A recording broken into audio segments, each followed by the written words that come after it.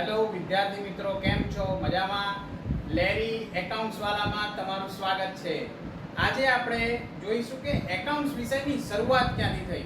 એકાઉન્ટ્સની શરૂઆત ક્યાંથી થઈ એ જોઈએ કે રામાયણ સમયે જ્યારે રામ ભગવાન 14 વર્ષના વનવાસ પછી પાછા ફર્યા ત્યારે ભરત પાસે ભગવાન રામે પણ હિસાબ માંગ્યો હતો.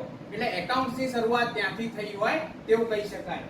બીજું, ચાણક્ય બીજી અને ત્રીજી શતાબ્દીમાં પોતાના અર્થશાસ્ત્રના પુસ્તકમાં પણ રાજ્યના વીરાંગેની કંઈક રજૂઆત કરેલી છે. પરંતુ ઓફિશિયલી આપણે જોઈએ કે 1494માં ઇટાલીના મોંગ લુકા પેસિઓલીએ